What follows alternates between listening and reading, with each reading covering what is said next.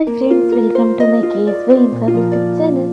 ಇನ್ಯಾರಾದರೂ ನನ್ನ ಚಾನಲ್ನ ಸಬ್ಸ್ಕ್ರೈಬ್ ಮಾಡ್ತಿಲ್ಲ ನೋಡ್ತಾ ಇದ್ದೀರಾ ಅನ್ನೋದಾದರೆ ಪ್ಲೀಸ್ ಒಂದು ಸಬ್ಸ್ಕ್ರೈಬ್ ಮಾಡ್ಕೊಳ್ಳಿ. ನಾನಿವತ್ತು ಸ್ಪೆಷಲ್ ಆಗಿರುವಂತಹ ಈಸಿ ರೆಸಿಪಿ, ಮಕ್ಕಳಿಗೆ ಲಂಚ್ ಬಾಕ್ಸು ಟಿಫಿನ್ಗೆಲ್ಲ ಮಾಡ್ಕೊಡೋದಕ್ಕೆ ತುಂಬ ಒಳ್ಳೆಯದಾಗಿರುವಂಥ ಬ್ರೇಕ್ಫಾಸ್ಟ್ ರೆಸಿಪಿನ ಹೇಳ್ಕೊಡ್ತಾ ಇದ್ದೀನಿ.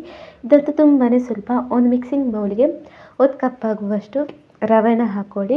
ಅದಕ್ಕೆ 1 ಕಪ್ ಆಗುವಷ್ಟು ಮೊಸರನ್ನ ಹಾಕ್ಕೊಂಡು, ಹಾಗೆ ಮತ್ತೆ ಅದರಲ್ಲಿ 3/4 ಕಪ್ ಆಗುವಷ್ಟು ನೀರನ್ನ ಸೇರಿಸ್ಬಿಟ್ಟು ಚೆನ್ನಾಗಿ ಬೀಟ್ ಮಾಡ್ಕೊಳ್ಳಿ.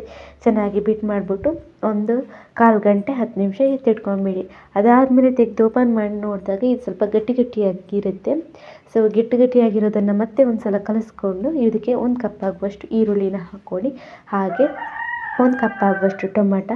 ಇವೆಲ್ಲ ಹಾಕೋದ್ರಿಂದ ಮಕ್ಕಳು ತರಕಾರಿ ತಿನ್ನಲ್ಲ ಅನ್ನೋರಿಗೂ ಇದು ತುಂಬ ಒಳ್ಳೆಯದಾಗುತ್ತೆ. ಇದಕ್ಕೆ ಹಾಗೆ 1 ಕಪ್ ಆಗುವಷ್ಟು ಕ್ಯಾಪ್ಸಿಕಮ್ ಮೆಣಸಿದೆ ನೋಡಿ, ಅದನ್ನು ಕಟ್ ಮಾಡಿಬಿಟ್ಟು ಹಾಕ್ಕೊಳ್ಳಿ. ಹಾಗೆ ಒಂದು ಅರ್ಧ ಕಪ್ ಆಗುವಷ್ಟು ಕೊತ್ತಂಬರಿ ಸೊಪ್ಪು, ಹಾಗೆ 1 ಸ್ಪೂನ್ ಆಗುವಷ್ಟು ಚಿಲ್ಲಿ ಫ್ಲೇಕ್ಸ್ನ ಹಾಕ್ಕೊಳ್ಳಿ. ರುಚಿಗೆ ಎಷ್ಟು ಬೇಕಾಗುತ್ತೆ ನೋಡಿ ಅಷ್ಟು ಉಪ್ಪನ್ನ ಹಾಕ್ಕೊಂಡು ಚೆನ್ನಾಗಿಯೇ ಮಿಕ್ಸ್ ಮಾಡ್ಕೊಳ್ಳಿ. ನೀರೇನು ಹಾಕೋ ಅವಶ್ಯಕತೆ ಇರಲ್ಲ ಅಂದ್ಕೊಂಡಿದ್ದೀನಿ. ತುಂಬಾ ದಪ್ಪ ಆಯಿತು ಅಂತ ಅಂದ್ಕೊಂಡಿದ್ರೆ ಒಂದು ಅರ್ಧ ಲೋಟ ನೀರನ್ನ ಹಾಕ್ಕೊಂಬಿಡಿ. ಅದಾದಮೇಲೆ ಇದಕ್ಕೆ ಸಪ್ರೇಟಾಗಿ ಒಗ್ಗರಣೆ ಮಾಡ್ಕೊಳ್ಳಿ. ಸಾಸಿವೆ, ಜೀರಿಗೆ ಹಾಗೆ ಕರಿಬೇವನ್ನ ಹಾಕ್ಕೊಂಡು ಒಗ್ಗರಣೆ ಮಾಡಿಕೊಂಡು ಇದಕ್ಕೆ ಸೇರಿಸ್ಕೊಂಡು ಚೆನ್ನಾಗಿ ಎಲ್ಲನೂ ಮಿಕ್ಸ್ ಮಾಡ್ಕೊಳ್ಳಿ. ಇದಂತೂ ಮಕ್ಕಳಿಗೆ ತುಂಬಾ ಹೆಲ್ದಿ. ಹಾಗೆ ತರಕಾರಿ ಕೊಟ್ಟರೆ ತಿಂತಾರಾ? ಇಲ್ಲ, ಖಂಡಿತವಾಗ್ಲೂ ಈ ಥರ ಮಾಡಿಕೊಟ್ರೆ ತಿಂತಾರೆ.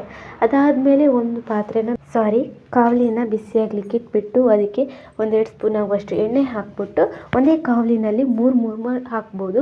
ದೊಡ್ಡದಾಗಲ್ಲ, ಸಣ್ಣದಾಗಿ ಹಾಕ್ಕೊಳ್ಳಿ. ಯಾಕಂದರೆ ತರಕಾರಿ ಎಲ್ಲ ಜಾಸ್ತಿ ಬೇಯಲ್ಲ. ಹಾಗೆ ದೊಡ್ಡದಾಗಿ ಮಾಡಿದ್ರೆ ತಿನ್ನೋದಕ್ಕೂ ಸಾಕು ಅನಿಸುತ್ತೆ. ಇದು ಸಣ್ಣದಾಗಿ ಮಾಡಿಬಿಟ್ಟು ಎರಡೂ ಕಡೆ ಚೆನ್ನಾಗಿ ಬೇಯಿಸ್ಕೊಳ್ಳಿ. ಇದಂತೂ ತುಂಬಾ ಟೇಸ್ಟಿಯಾಗಿರುತ್ತೆ. ನೋಡೋದಕ್ಕೂ ಅಷ್ಟೇ ತುಂಬಾ ಚೆನ್ನಾಗಿದೆ ಅಲ್ವಾ? ಕೆಚಪ್ ಜೊತೆ, ಚಟ್ನಿ ಜೊತೆ ಇನ್ನೂ ಟೇಸ್ಟಿಯಾಗಿರುತ್ತೆ. ನೀವು ಟ್ರೈ ಮಾಡಿ ಈಸಿ ರೆಸಿಪಿ.